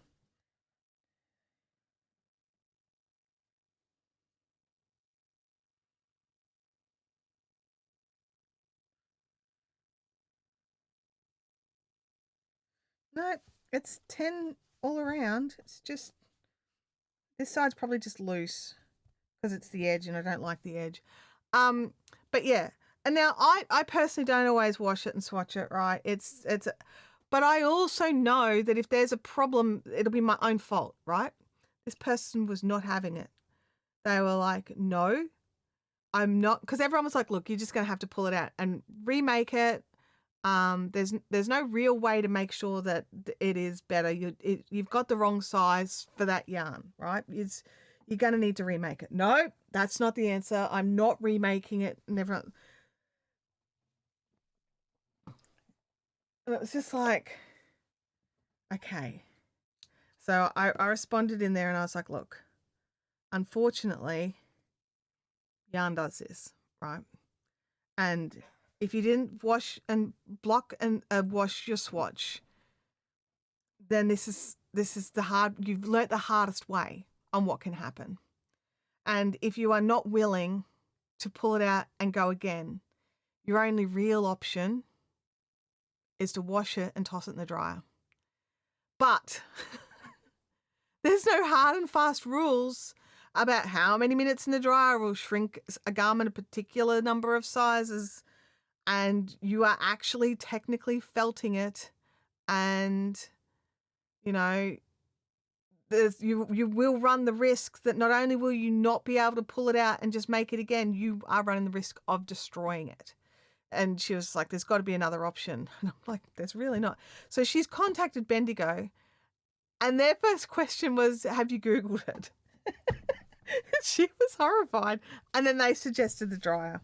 But yeah, the same deal. Like, hey, but if you do put it in the dryer, like, you can't hold us responsible if it shrinks. But yeah, see, this is the thing. The bamboo bit won't felt. But the alpaca bit could totally felt, and the wool bit could totally felt. The bamboo won't stop the entire garment from felting.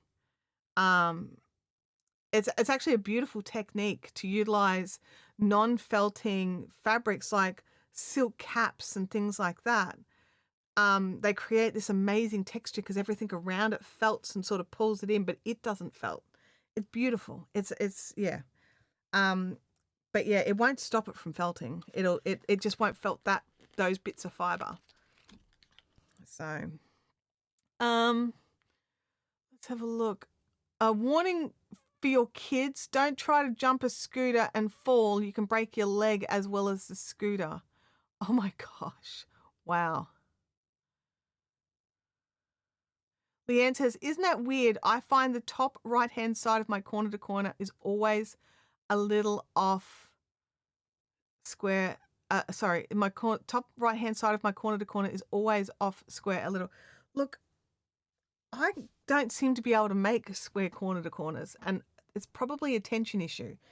But in saying that, this is a blanket for me, so I actually don't care. I don't care enough.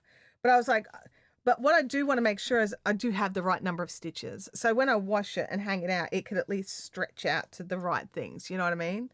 And it could also be the angle I'm looking at it from, because on screen, it looks mostly square. It looks squarer there than it does to me here. So it could just be my brain's not working. Wouldn't be a first time for that, let's be honest. So, yes. Bring on the next color. Oh, I don't have clips for the front. I've left them on the couch in the living room. I'm just going to wing it.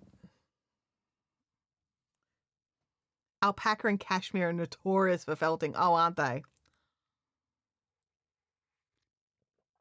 They're terrible. And Angora wool is another one. Just beautiful, but felts like in your hand while you're spinning it if you've got warm, steamy hands.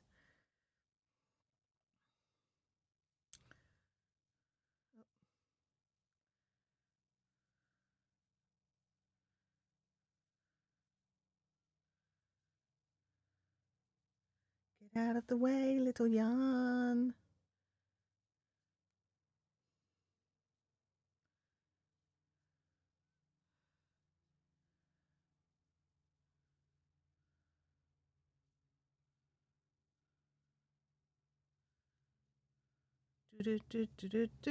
Boom. Sorry, I had to think for a second there as I started a new one. Make sure I was doing it in the right, places and edges and all of those good things. Am I working out of the... Oh, no. I thought I was going from the outside of the ball, and it bugs me for these particular things. If I'm planning on using the entire ball of something, I do work from the middle of the ball, unless it's like a color changing thing and I want the colors to go a different way. Sal says, how far have you gotten with this blanket? Well, I'm on to like what's likely to be the second last strip. Okay, so I've currently got, let me just try and spread this out. So each strip is 13 long, I think. 1, 2, 3, 4, 5, 6, 7, 8, 9, 10, 11, 12, 13. Yeah, so each strip is 13 long, right? And I could probably hold it up. Let's go big cam. Big cam, push out the chair. Legs functioning. Hello, legs. Alrighty. Get behind the chair. All right. So that's it. That's the width that we've got at the moment. We're just starting an extra square on this side here. But right now, I'll get it on the floor. That's it touching the floor. And that, I think you're about two squares out of shot there, and it's off the floor. So it's taller than me. I probably could have made each row. So here we go. I'll fold it over like this, so it's just on the just touching the floor. There we go. And there's how many? 3 squares to my neck. So yeah. Oh, it's quite weighty. It's quite weighty. How do you fix all the pilling on a new handspun jumper? You can't fix pilling. It just means your fibers were spun worsted and they're poking out, and then they're felting together. All you can do is cut them off And just be careful you don't cut so much off it makes it too thin. You can't fix pilling. Yeah. It's just something that happens with handspun. It's a woolen yarn preparation issue with feltable fibers. And when the fibers are too short and they're not twisted into enough, and there's little bits that poke out, those little bits start felting together. So, excuse me. I know acrylic yarns pill as well, but yeah, it's just a case of short fibers.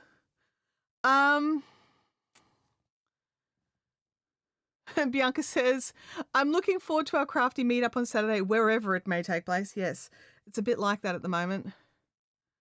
It's a bit like that. So I'm actually going to contact the venue because I've got this terrible feeling that I may have booked in person and the double booking might actually be me. And I want to double check it. So, but I don't, it's bizarre because I've been in and out of there a few times and sometimes I think, oh yeah, I'll book while I'm here. And then other times I'll do it online when I get home. And maybe I did it twice and I do like, I'd hate for us to find a new venue and then find out that it was actually us who was supposed to be at, there. And yeah, it's just, I'll contact them and find out. Yeah, it would be great if it was me who double booked with myself. I know. Wouldn't it be hilarious? So stupid.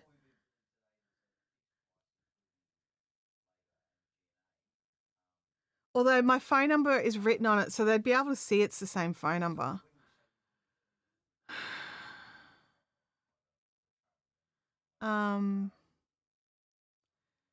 Oh, the laundry area is getting fixed up. That's so awesome, Leanne. I'm so glad to hear that.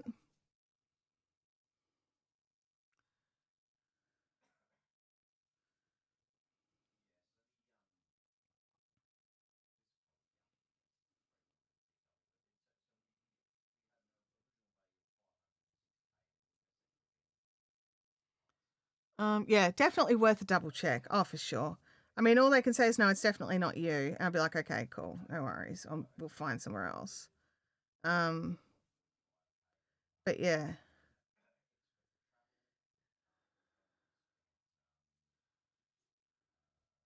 Bianca says the staff there often seem to be trainees, so maybe they wouldn't notice.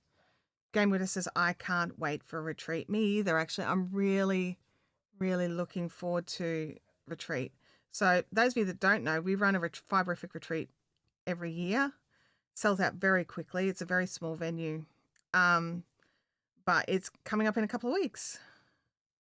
Few weeks. Where are we at? So we're on the 20. So it's the 16th or 16th to 18th of August, I think it is. Something like that. Something around there. And yeah, I can't wait. It's going to be so much fun. Sally still needs to book her flights. Oh my gosh, Sally.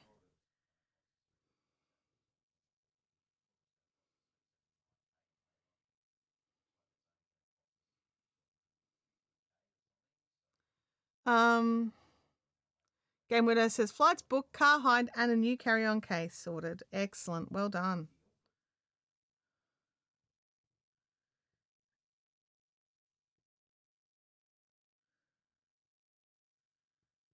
It's such a fun weekend, and now that we get to be like we're allowed in the venue earlier, that is so cool as well. I know it changes things up for those of you traveling up, but Melissa says I'll get to see Sally in Adelaide. Oh my gosh, that's so cool.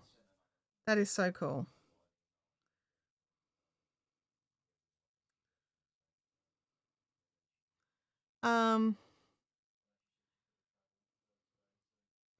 Would the case be red leather? Says Bianca.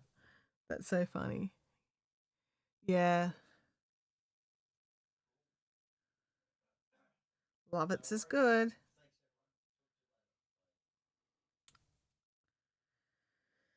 Oh dear. Well, I've got that first square out of the way. Oh, I was sorry. I got that first square out of the way. And I'm well into the second square now, so this is the catch with this blanket. It does take a long time. I am thinking, those of you that have done corner to corner, I'm thinking about doing like a two square, like two corners, two blocks border, and like doing like it in white, honestly, because I've still got another 2 balls of white. But yeah, I don't know. I mean, technically the blanket doesn't need a border, right? It just doesn't. But I've still got yarn left, and I don't like it when I've used up the majority of a yarn for a project and then I've got leftovers and it's like, what am I going to do with this? It's too good to get rid of, and then it just sits there languishing. Funny story. The other day, I'm wandering around the house, convinced I thought I had Katona cotton in 3 different colors. Turns out I only have it in 2, right?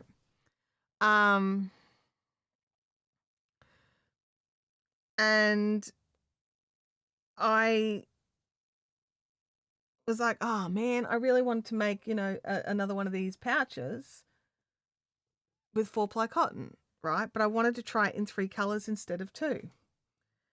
And I was so frustrated. I'm like, seriously, surely I've got 4-ply cotton somewhere. I have all of those colors of that 4-ply cotton in the purple and the blue and the apricot and the grey and was so many. Yeah. It was just like, yeah, Chantel, you're fine. You've got plenty of colors. It's just Bendigo 4-ply rather than, like a nice mercerized 4-ply. Sal says, I'm a little sad I won't be able to see my friends like I normally do after retreat, but that's okay. I'll be home in time to catch up with Melissa. Oh, that's good. Leftover Bendigo cotton is handy to have, mosaic purses. Yeah, but see, I like to make the mosaic purses in 4-ply, and this is 8-ply. I mean, I suppose I could, like, it's Bendigo 8-ply, so what is that really? It's like a 5-ply. It's totally fine. Speaking of leftovers, what does everyone do with leftovers from knitting socks? I tend to keep them for toes for other socks. So yeah. It's or just sock scrappy projects. And sock scrappy projects.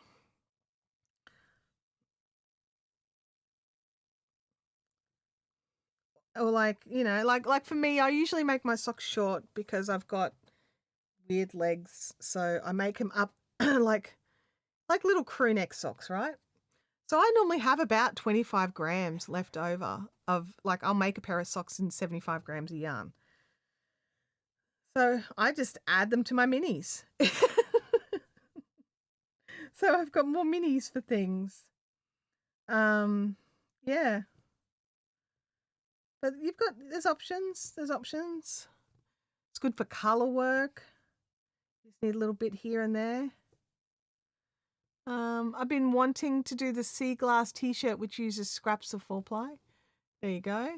My friend is knitting a miter square blanket with hers, lots of little ones all joined together. Yep, or cuffs and heels of other socks. Absolutely, definitely an option. I do that as well. Knits Bengal says, I've made 2 queen-size blankets with sock yarn leftovers. Yeah. I still need to knit myself a nice big couch blanket. I've got a machine knitted one that I've done, which the dog has stolen. Louis. It's like, Louis, like, that's mine. That was just out of some chenille yarn that I turned into like a big checker box blanket, but I machine knitted it. Oh yeah, Stephen wears shawls, yarn cozies. Yeah, there's lots of little cuffs, little beaded cuffs for your wrists. Lots of things you can do with 25. Well, I'm assuming it's 25 grams, but yeah, leftovers of sock yarn. But I still don't have a knitted blanket. Like, I've knitted a baby rug. I'm just trying to think if I've done one and I'm just blocking it out. I was going to try and knit one for my, was going to be one of the Christmas present blankets, but it was just not going to happen in time. So I changed it to be crocheted. But yeah, I don't have a knitted blanket. And I think I would like one. I like knitted, the feel of knitted fabric. Yeah, there's some great ideas. Yeah, there's lots of options. Sock yarn is a really great yarn, and there's so many patterns out there for like scrappy things that you can use it for. Especially if you've got like some colors that are complementary to each other. You can end up with like scrap yarn that couldn't be used for anything, and all of a sudden it's a beautiful garment. Like those fades and things like that. You can fade them with lesser amounts than 100-gram skeins of sock yarn. Oops, swivel it the other way, Chantel, because did I do that wrong? Nope, I did that right. Good. Have I been doing it? Oh, which is the front? Oh, poops. I got to pull out a couple of rows. Because I don't have my marker in place showing me the front of the blanket. Get me a marker, you great baby. Empty marker packet. There we go. There's some markers. But yeah, it's just one of those things. All right, this is the front, you great goober. Don't stuff it up again. Goodness me. And then this is the front bottom.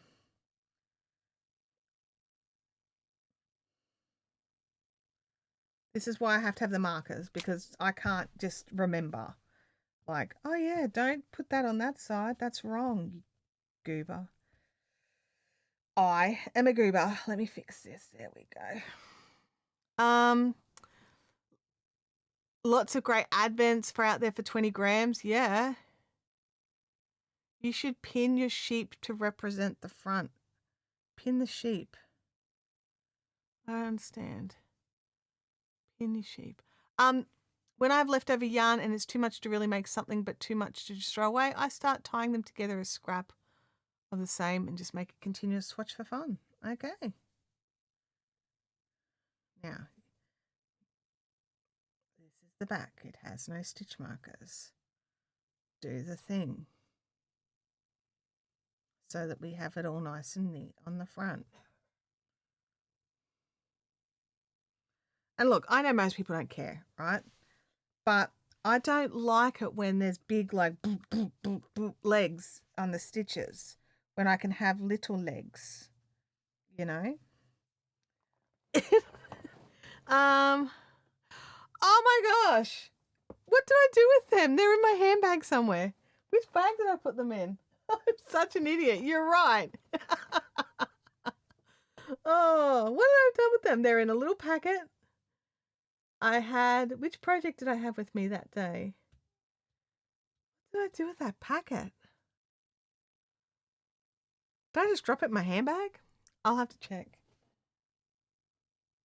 I definitely haven't pulled them out. They're wherever I put them when you gave them to me. A month ago. Go me. Now I know what you're talking about. It's part of the knit front and backpack. Gosh, I'm such an umpty. Yes.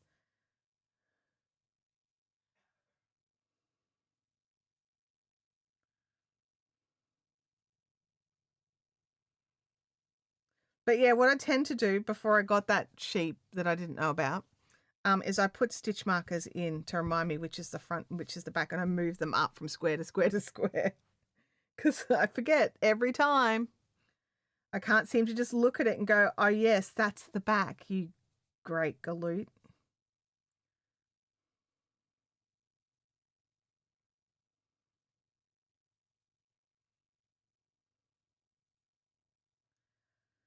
I'm like racing the clock. I don't want to have any yarn bar from all the frogging I've done when I've got to transfer this back out to the living room. Because this is my couch project.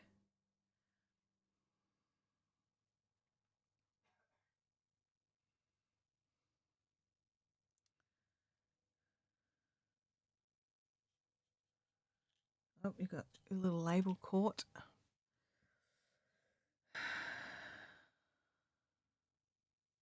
What are numpty?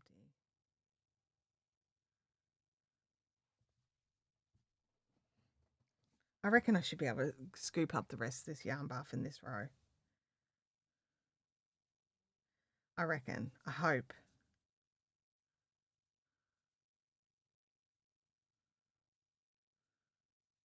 So my question for you that are all still here, should I go and pick up my birthday sewing machine now? It's ready to, I can be picked up any day. Or do I wait until I've cleared the decks of some of the projects? Because I've got to go in the next couple of weeks anyway to pick up my other machine. One way or another. But do I make a special trip and go and get the new one? Is my question.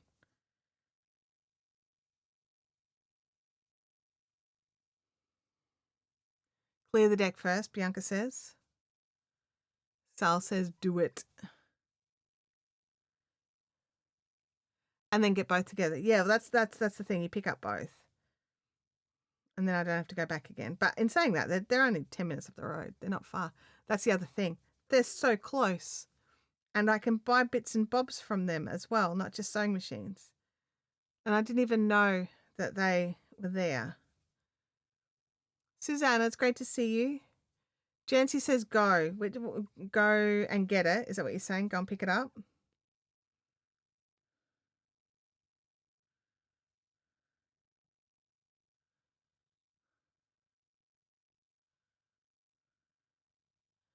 If it's close, go get it. Yeah, it's close. It is close.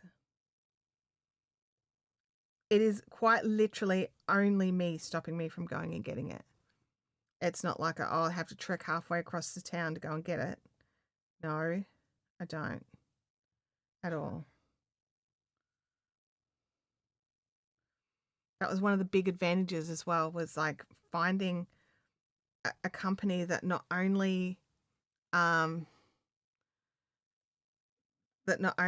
do they service machines and they're a distributor and dealer, but they are so close.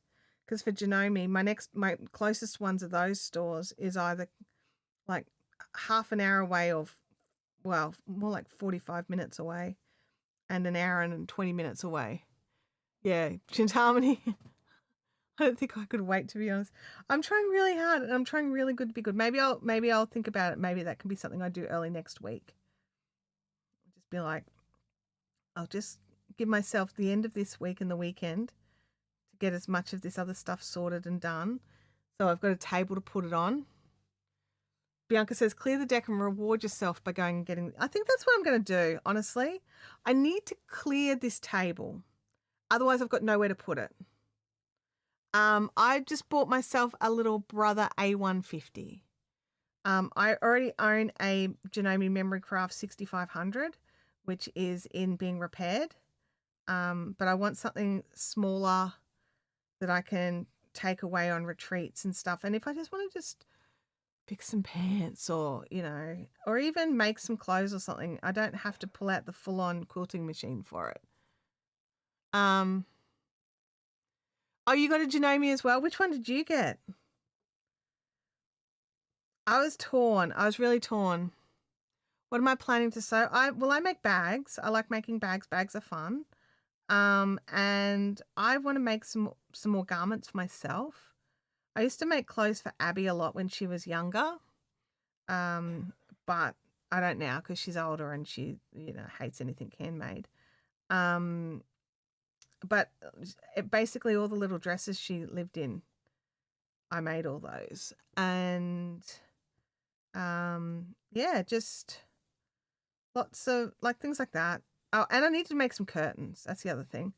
I want to do some curtains for the living room. The ones that we've got out there are awful, and they're just falling apart, and the whole situation is just bad. Situation bad.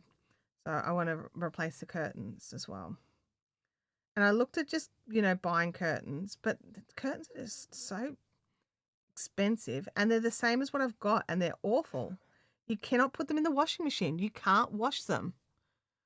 Like you're like, oh, you can gently put them in your bathtub and hand wash. Like, get stuffed. I want to be able to toss this stupid thing in the washing machine and wash it and freshen it up and get the dust off it because I'm allergic to dust. I don't want to be the one having to lean over the dusty thing and deal with it. So yeah.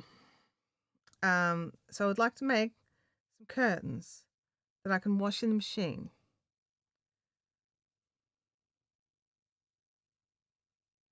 So yes. I'm so fussy, aren't I? Mel says, I have a Janome that is at least 50 years old and it still goes great. Oh my gosh. One thing that I've got in there as well is I've got an old Walton Celeste machine. And that was from the 1970s. Weighs an absolute ton, full metal mechanical machine. And it smells like burning when you sew with it. And so I don't sew with it. I've put it aside. And so I'm just getting them to let me know if it's just, dust and stuff that's actually burning or if it's actually the motor that's dead. Because they said that if it's just the dust and stuff, they can absolutely fix that up and get it running. But if it is the motor, there's no replacements for it. It's just toast. And so at least that way I will know one way or another if that one is done. But that one's made like an absolute ton of stuff for me as well. And that made curtains at my mum's place. Yeah, burning smell sounds dangerous. Yeah, absolutely. I smelt it, turned it off, and packed it up. And so yeah. But it could be as simple as a belt or dust and grime that's going burny. But worst case scenario is that it's toast and I get rid of it and I stop looking at it and I stop thinking, oh, I wonder if this guy could work if I got him serviced. We will have the answers and then it can just go. I don't want to keep around a machine that just doesn't work. So yes.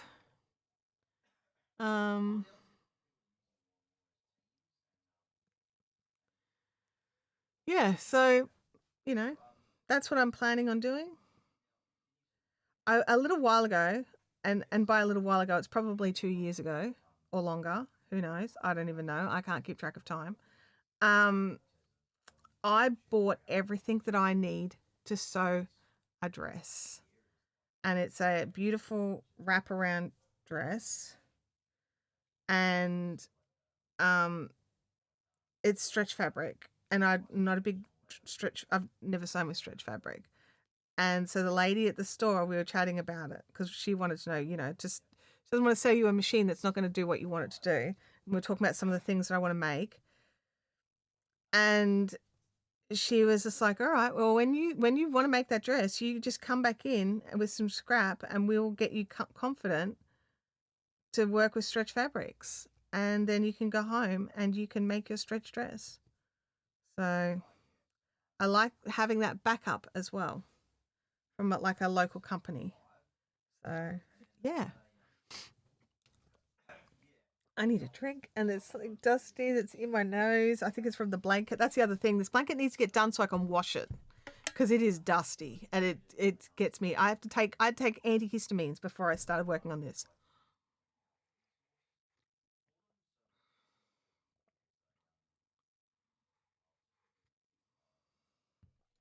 Get it done, get it washed, and start wearing it. Start using it. Yeah, Leanne, nice customer service. I look. I thought I did that the right way. I did it the right way for the one side, but then not for the other side. Alrighty, goodness me.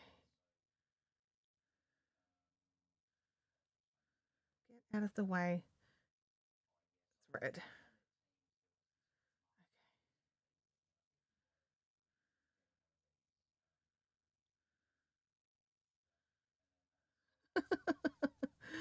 Make it look so hard. It's not hard. My brain's just not coping. There we go. I just need to pull that over. There we go.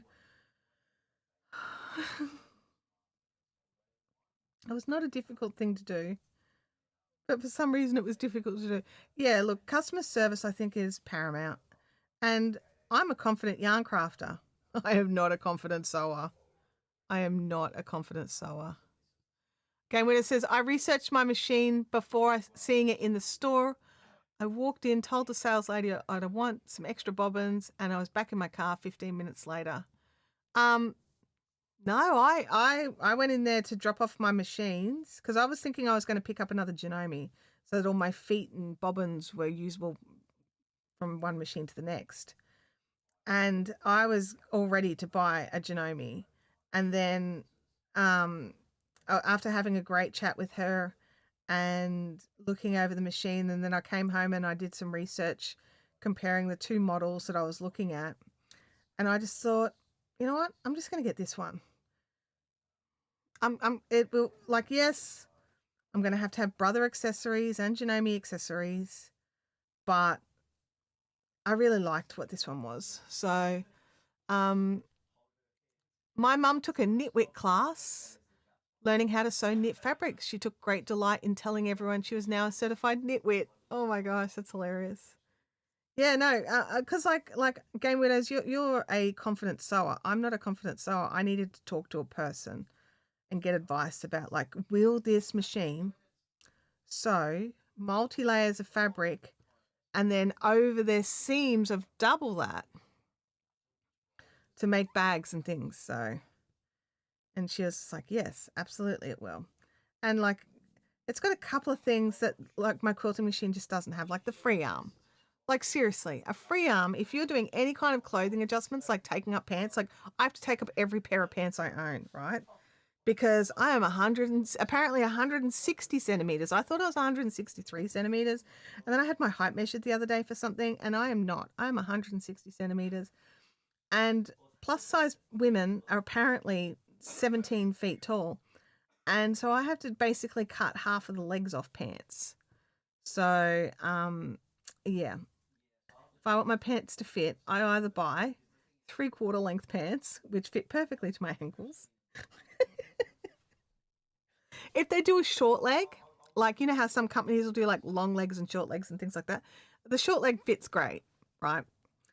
But if they don't, and I have to buy a standard length, I would try to buy a 3/4 length.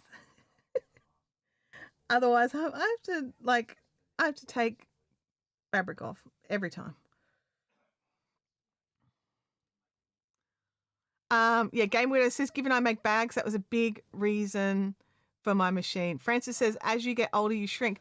But I thought you had to get like 80 old. I didn't realize it was 40s, right? Like, do you shrink when you're in your 40s? I didn't even know. Anyway, I've shrunk. Oh, you've just ordered a bag. Oh, very nice. Very nice. I love the bags that Game Widows does. I love the bags that Deb does. I love the bags that I got from the Cat Stitchery, and they're all so different. Like, that's the thing I love, and I get to have them all. I don't have to choose one. I can have them all. And bags that I make myself. So, I get to have those too. And yeah, but the bags I make for myself aren't usually project bags. Or if they are, look here. Here, I've got a bag here. The cat has been sleeping on it. It is dirty. It is dusty, and I never quite finished it. All right. But I'm going to go and get it. It's just right here. I can see it. Hang on.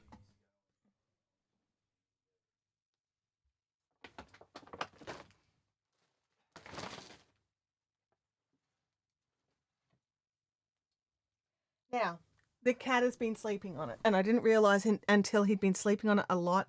I'm trying to work out how I'm going to wash it. Okay. So it's very cat haired. All right. This is a bag I've made. Applique all that on. Obviously, the bag was sitting like that, and Tibbles laid on it here. Because this side's nowhere near as bad. And there's pockets, big pockets, Star Wars fabric, and I've got pockets and pockets and pockets and pockets. More pockets, pockets and pockets. And then inside, which is just about no cat hair, which is hilarious. I've got like a little Yoda zip with a zip pull and a big pocket. And then mesh pockets full of things. So yeah, so that's my bag. And like, it's a big bag. It's a big bag. But I'm just not happy with the handles, is what it is. I want to do something different for the handles. So yeah, happy with the bag, not happy with the handles. But covered in cat hair. Totally covered in cat hair. Don't like that. Let's have a look here. Oh yeah, the vertebrae get compressed. Oh great. Oh, I didn't realize it was happening so early. Bye, Sal. Yeah, it's a catified bag. Oh, you know, because you type in spine reports all day. Yes. Oh, it's a fantastic size craft bag. It's a blanket size bag. It is fantastic. I'm actually going to like leave it out and I'm going to like sticky tape all the cat hair off. That's what I've decided. Vacuum it. Oh yeah, good call. I'll try and vacuum it. Yeah, it's a great bag. It's a pattern from Little Moo, and I did that at a sewing retreat. I think that was my first bag. Was that my first one? It was, because it was my first inside zipper. I'd never done a zipper like that, and the class was fantastic. And you actually pull the bag through the zips. I think it's called the Crafter's Tote. It's from Little Moo Designs. You can buy the pattern online, print it out, and cut out the pieces. You won't get the panel for the applique. That was part of the workshop to combine the two. That's from so it's a Quirky Moo, so quirky, SEW quirky.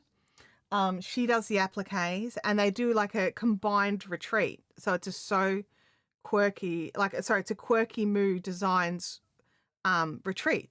So on the Friday night, you cut out all the pieces for your applique and you do your applique. And then on the Saturday, you make the bag, and on the Sunday morning. And some people are amazing and can make like 2 bags over the weekend. Not me.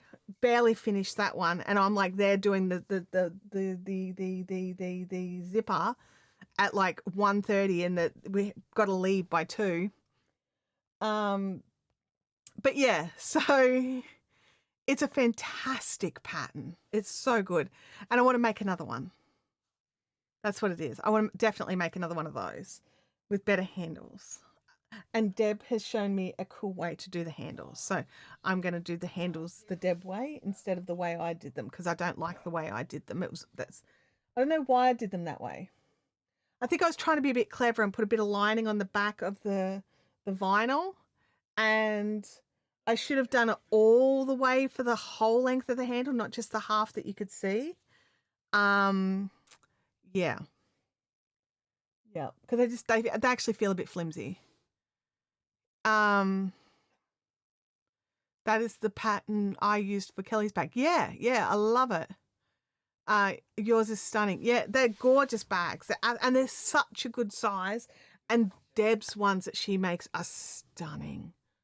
Absolutely gorgeous. Like, beautiful fabric choices, as well as like expertly sewn, beautifully made. You know, like what more can you ask for, really? I know with you, the Kelly's bag, you chose the fabrics, but Deb's other bags, like look at these fabric choices. Like, look at that. That's so cute. Abby's trying to ring me. I'm gonna have to go because it is after 12, so she did wait. I will catch who I catch on Saturday, wherever it is that we end up. Otherwise, I'll see you all back here next week. Bye now.